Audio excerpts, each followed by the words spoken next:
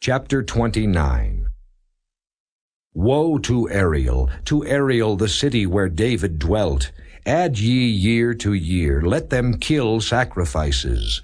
Yet I will distress Ariel, and there shall be heaviness and sorrow, and it shall be unto me as Ariel. And I will camp against thee round about, and will lay siege against thee with a mount, and I will raise forts against thee. And thou shalt be brought down, and shalt speak out of the ground, and thy speech shall be low out of the dust, and thy voice shall be as of one that hath a familiar spirit out of the ground, and thy speech shall whisper out of the dust. Moreover, the multitude of thy strangers shall be like small dust, and the multitude of the terrible ones shall be as chaff that passeth away. Yea, it shall be at an instant suddenly. Thou shalt be visited of the Lord of hosts with thunder, and with earthquake, and great noise, with storm and tempest, and the flame of devouring fire. And the multitude of all the nations that fight against Ariel, even all that fight against her and her munition, and that distress her, shall be as a dream of a night vision. It shall even be as when an hungry man dreameth, and behold, he eateth, but he awaketh, and his soul is empty. Or as when a thirsty man dreameth, and behold, he drinketh, but he awaketh, and behold, he is faint, and his soul hath appetite. So shall the multitude of all the nations be that fight against Mount Zion. Stay yourselves and wonder, cry ye out and cry. They are drunken, but not with wine, they stagger, but not with strong drink. For the Lord hath poured out upon you the spirit of deep sleep, and hath closed your eyes. The prophets and your rulers, the seers, hath he covered.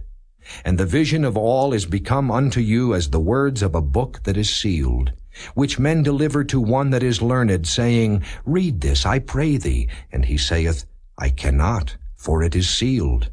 And the book is delivered to him that is not learned, saying, Read this, I pray thee.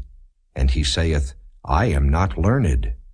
Wherefore the Lord said, Forasmuch as this people draw near me with their mouth, and with their lips do honor me, but have removed their heart far from me, and their fear toward me is taught by the precept of men, therefore, behold, I will proceed to do a marvelous work among this people, even a marvelous work and a wonder. For the wisdom of their wise men shall perish, and the understanding of their prudent men shall be hid. Woe unto them that seek deep to hide their counsel from the Lord, and their works are in the dark, and they say, Who seeth us, and who knoweth us? Surely your turning of things upside down shall be esteemed as the potter's clay. For shall the work say of him that made it, He made me not? Or shall the thing framed say of him that framed it, He had no understanding? Is it not yet a very little while, and Lebanon shall be turned into a fruitful field, and the fruitful field shall be esteemed as a forest? And in that day shall the deaf hear the words of the book, and the eyes of the blind shall see out of obscurity and out of darkness. The meek also shall increase their joy in the Lord, and the poor among men shall rejoice in the Holy One of Israel.